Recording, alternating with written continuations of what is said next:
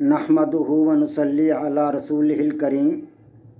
अज़ीज़ान मोहतरम, मैं Mohammad Aslam Dubdi, chairman liberal party Pakistan, आपसे मुखातिब हूँ और आप देख रहे हैं liberal party Pakistan YouTube channel. अज़ीज़ान मोहतरम, आपको पता है कि इस चैनल के तवस्सुत से आपके सामने लिबरल पार्टी पाकिस्तान का मंशूर बयान किया जाता है और मैं इसी मकसद के लिए वक्तन फ़वक्तन आपके सामने अपने ख़यालात का इजहार करता रहता हूँ।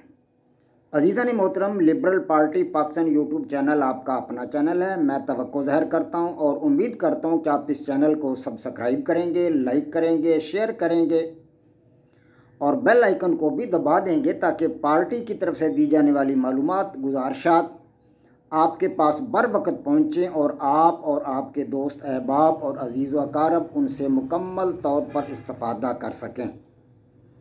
अज़ीज़ान मोहतरम, आपको ये भी पता है कि लिबरल पार्टी पाकिस्तान के बैनर तले और इसके स्टेज से आपके सामने इन दिनों 3 अहम तरीन प्रोग्राम पेश किए जा रहे हैं, जिनमें से पहला कुरान पाक की तफसीर फ़हम कुरान के उन्वान से और दूसरा प्रोग्राम सीरतुन नबी सल्लल्लाहु अलैहि व आलिहि वसल्लम और तीसरा प्रोग्राम मेरी किताब जदलियाती लिबरलिज़म का खुलासा।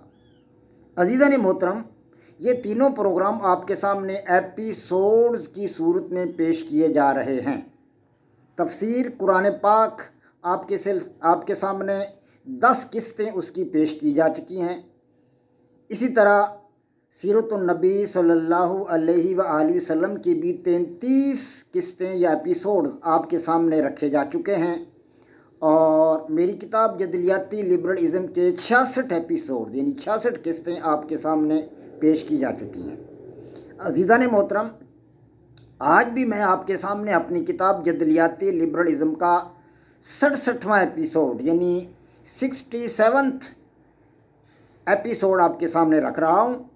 अज़ीज़ान मोहतरम, मैंने आपके सामने ये बात रखी थी पिछले एपिसोड्स में कि मगरबी दुनिया में लिबरलिज़म जो था वो अब सोशल लिबरलिज़म का ट्रेंड या वो ज़ाविया नज़र अख्तियार करता जा रहा था और क्लासिकल लिबरलिज़म जो था वो अब सोशल लिबरलिज़म में बदल रहा था। किस अंदाज से, ये मैं कुछ आपको बता चुका हूँ, कुछ बाकी मंदा हिस्सा आपके सामने रखूँगा। तो अर्ज़ ये है कि जमहूरी लिबरल हुकूमतें जो थीं, जमहूरी लिबरल हुकूमतें, उनका सामना अब सोशलिज़म के साथ पड़ गया था, कार्ल मार्क्स के नज़रियात के साथ। क्योंकि सोशलिज़म का वजूद सबसे पहले मगरबी दुनिया में आया, क्योंकि कार्ल मार्क्स वहीं का जर्मनी का रहने वाला था, वहीं पैदा हुआ यहूदी था वो, तो वहीं उसके नज़रियात ने पहले फ़रोग पाया। लेकिन मगरबी दुनिया ने उसके नज़रियात को कबूल नहीं किया। क्यों? आज मैं उसकी वजह आपके सामने रखूँगा। अज़ीज़ान मोहतरम, जमहूरियत यानी कि ये लिबरल जमहूरी निज़ाम या जमहूरियत जिस समाज में फ़रोग पाती है वहाँ के अवाम में बालगुन नज़री पैदा करती है, शऊरी इर्तका पैदा करती है, दिमाग में तख़य्युलात और तसव्वुरात की शरह पैदाइश में तेज़ी लाती है। जमहूरियत, जी हाँ, समाजी ज़िंदगी के हर शोबा में सरीउल हरकती पैदा करती है, अमल में सूरत और इनकलाबी तहरीक पैदा करती है। जमहूरी रवैये ये सब कुछ पैदा करते हैं। जमहूरी अक़दार और जमहूरी रवैये रवादारी और अदल इंसाफ के औसाफ को जन्म देती है जमहूरियत। इसी तरह इसलिए कि हुकूमती मामलात में हिस्सा मिलने से, जब हुकूमती मामलात में एक आम आदमी को हिस्सा मिलेगा तो वो खुश होगा। जमहूरियत यही कुछ सिखाती है कि आम आदमी, हर आदमी को वोट का हक दिया जाता है, तो अदल इंसाफ के औसाफ को जन्म देती है। इसलिए कि हुकूमती मामलात में हिस्सा मिलने से आम आदमी के अंदर खुद एतमादी पैदा होती है। वो ये समझता है कि मैं हुकूमत का मालिक हूँ, मैं हुकूमत का कारिंदा हूँ, मैं हुकूमत का एक नुमाइंदा हूँ। बेशक वो सिर्फ एक वोटर ही क्यों ना हो, लेकिन वो अपने आप को एक नुमाइंदा समझता है क्योंकि उसको हक मिलता है हुकूमत को बदलने का। तो उसके अंदर खुद एतमादी पैदा करती है जमहूरियत।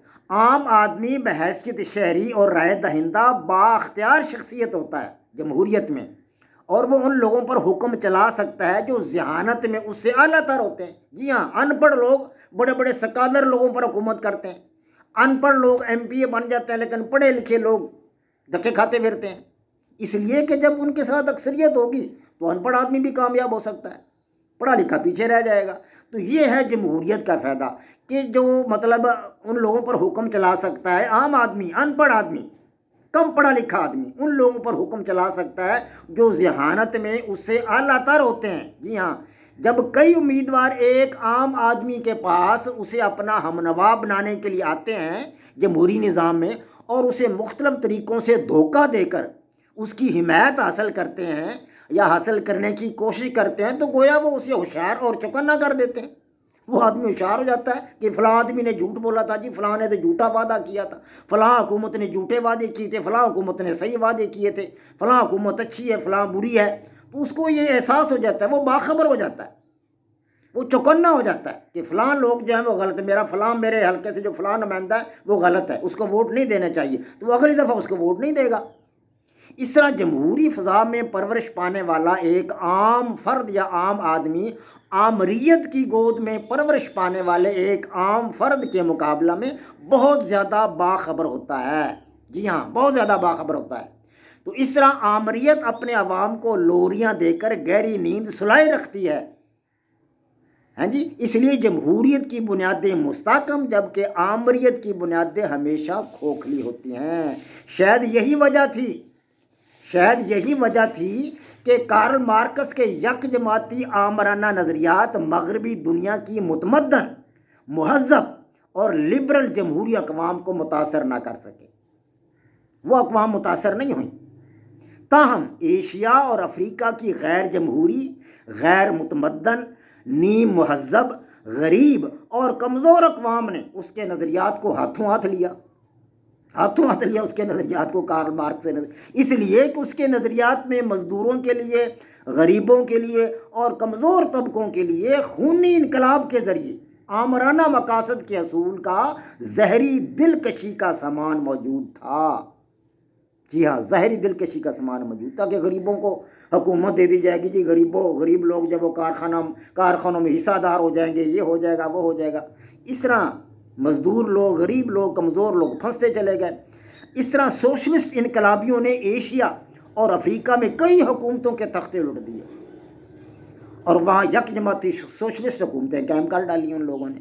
ایشیا کے دو بڑے ممالک روس اور چین کے ساتھ ساتھ عراق اور شام، اور افریقہ میں شمالی افریقہ کے ممالک جیسا کہ مصر ہے یا لیبیا ہے اور کئی دیگر ممالک میں سوشلسٹ انقلابی سوشلسٹ حکومتیں قائم کرنے میں کامیاب ہو گئے۔ 20ویں صدی کے اوائل میں کارل مارکس کے سوشلسٹ نظریات ایک دیوار بن کر مغرب کی لبرل جمہوری حکومتوں کے سامنے کھڑے تھے۔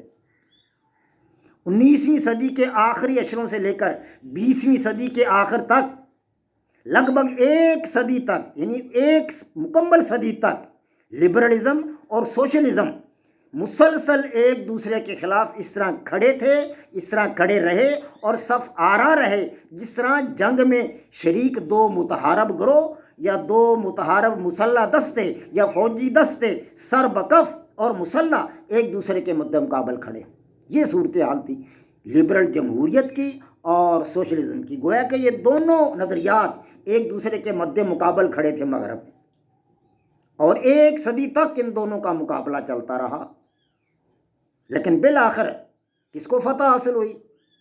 یہ میں قدرے کچھ تو بتا چکا ہوں کہ جمہوری نظریات کے فوائد کیا تھے اور سوشلسٹ نظریات کے نقصانات کیا تھے، یہ بھی میں آپ کے سامنے قدرے کچھ ہندی آپ کو دے چکا ہوں۔ تاہم کل تک میں انشاءاللہ تعالیٰ العزیز اس کی مکمل طور پر وضاحت کرنے میں کامیاب ہو جاؤں گا کہ سوشلسٹ نظریات مغربی دنیا میں کامیاب کیوں نہ ہو سکے، اس لیے کہ وہاں جمہوری روایات اور جمہوری رویے اور جمہوری اقدار پہلے سے مستحکم تھیں۔ یہ صرف نظریات مشرقی دنیا میں یعنی ایشیا میں اور افریقہ میں جو کارل مارکس کے نظریات تھے، ان کو پنپنے کا موقع ملا، مغربی دنیا میں یہ نہیں پنپ سکے۔